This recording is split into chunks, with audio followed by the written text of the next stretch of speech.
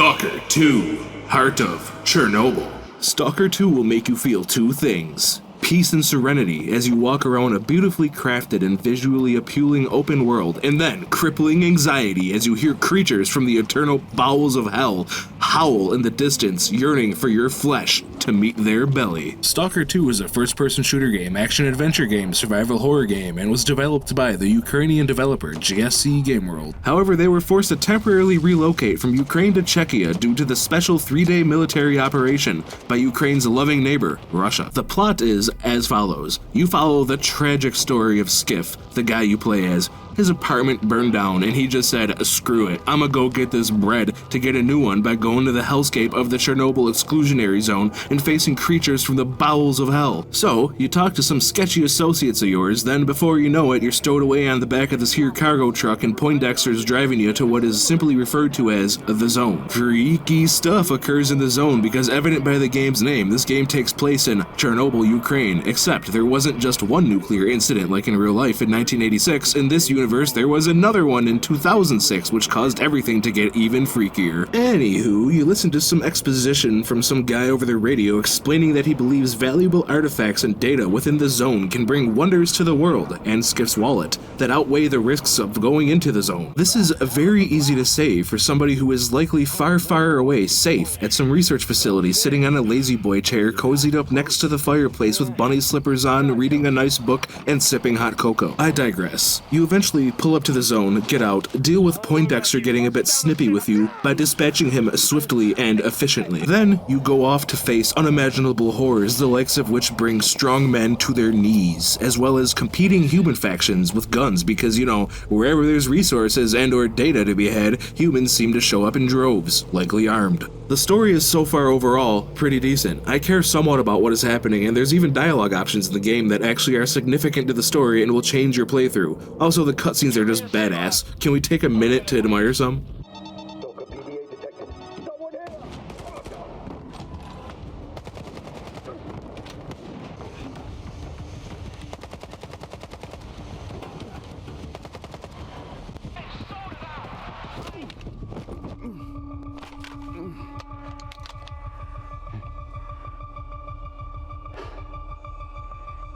You can play Stalker 2 with a controller or mouse and keyboard. Stalker 2 is currently only available on Xbox and PC exclusively with no plans to release to any other platforms. Cross progression is available between PC and Xbox. Don't look at me, I'm not Googling everything for you. I will show you the menu settings though.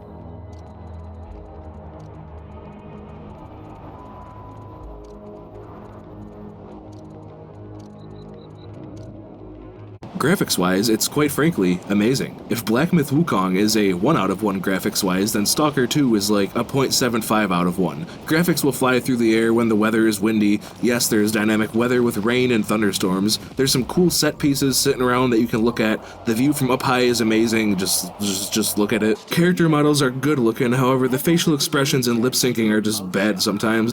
Unless you want both of us killed.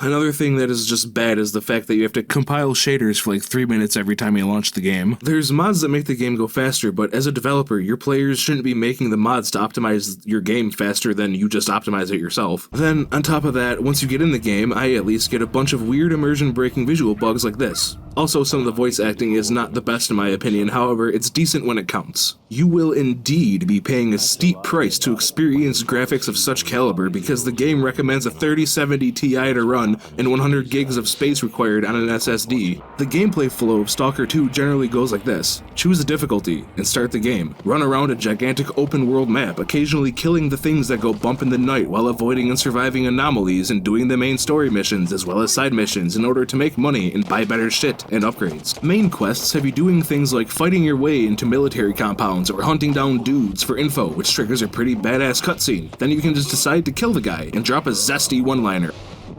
That's one less pile of trash to deal with. all of which you do in the hunt for valuables and data. Side quests can be interesting. You could, for example, be asked to go shake down a guy who owes the bartender money, but upon reaching your destination, you are provided with a moral quandary. Some thugs want your mark also because he owes them money too. You can make the choice to either work with the thugs, which I did not do because I do not trust these MFs for a millisecond, or you can just tell them to frig off and go to hell, then gun them all down mercilessly, then shake down your mark for the money he owes and go turn in. For mechanics, you can crouch, you can sprint, and you can jump at the cost of stamina. Switch between 2 long guns and your pistol. You can shank a fool that you snuck up on. You can use consumables like bandages to stop bleeds, medkits to heal, or food and drink to be a fat ass when you get hungry. You can whip out your little scanner doohickey to find artifacts. You can climb ladders and slide down them. You can do tactical leans. You can throw grenades both gently and hardily. Loot dead bodies and various containers. Change your firing mode. Hold breath to steady your aim. Open the inventory wheel to change guns, equipment, and their settings better. Become over-cucumbered, causing you to be slower. Then drop all your sellable things so you can collect them once you're done fighting to slowly walk home and sell them. You can go nighty-night, but only for a fixed amount of time and not if you're hungry. There's no slider to say how long you want to sleep. Access your personal stash where you hoard a bunch of crap that you're too weak to take with you. Save and load the game at any time to scum dialogue options. And lastly, turn on your flashlight so you can see the devil spawn coming at you. For character customization, there's an okay amount. You got a whole bunch of different guns that you can use. Look at them all. Then there's attachments on top of that can, for example, reduce recoil or increase bullet velocity. There's a weapon degradation system that can make your guns jam, which is not very cash money. It's somewhat expensive to repair guns, and in my opinion, it makes guns degrade way too fast, which is why I installed a mod to reduce weapon degradation. There's gear, which only gives you resistances to certain damage types such as electrical, radiation, heat, physical, etc.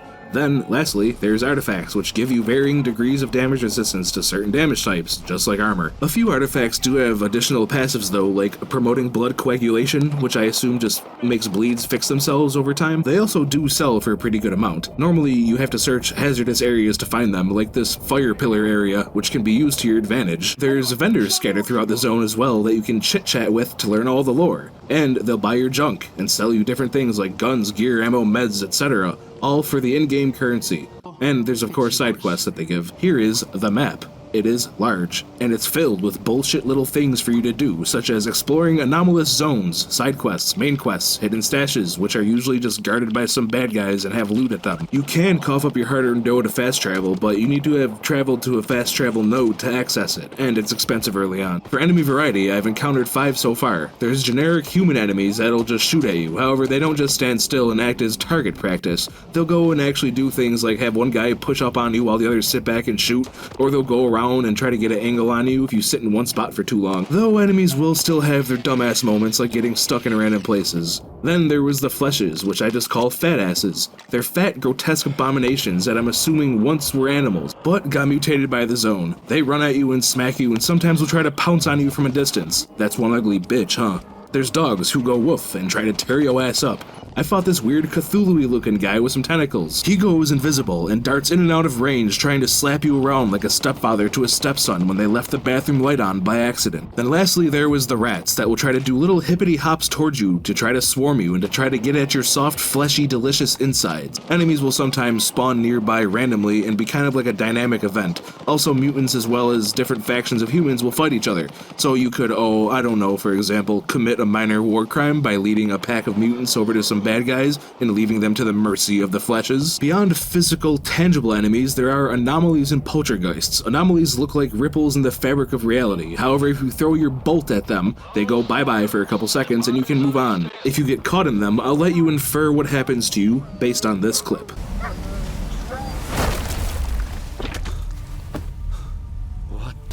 Yeah, not good. They're kinda hard to see, and sometimes there's a bunch of them concentrated in an area and it makes maneuvering difficult. Then there's poltergeists. They like to pick up objects and whip them at you as if they were your girlfriend and they just caught you cheating. Wanna sing a song? Do you know I feel pretty? Lastly, there was the red poppy field, which if you stay in for too long without drinking an energy drink, you take a little nap and snap to at a random location.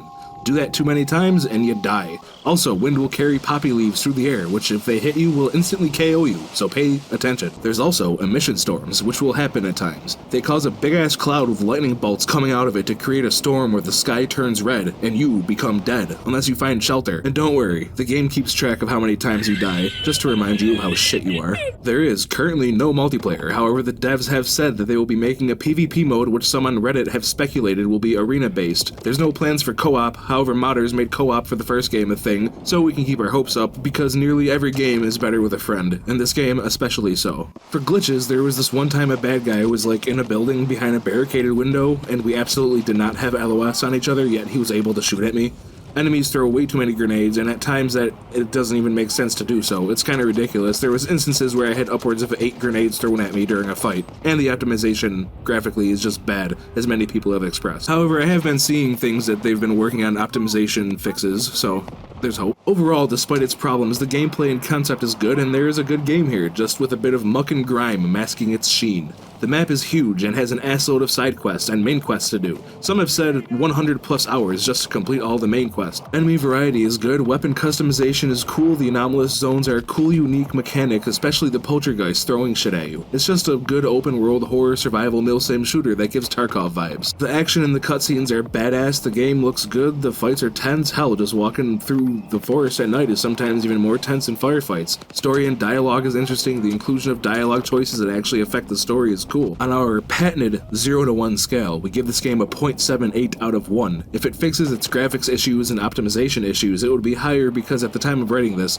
they exist. Also, the bad facial animations and sometimes a stupid AI drag it down a little bit. If you liked this no bullshit review of Stalker 2, please stalk and plunder that like button, throw your bolt at the sub button, and please roast anything wrong with the game in the comments. Thank you, good night, and remember, when the emission comes, it's no longer fun.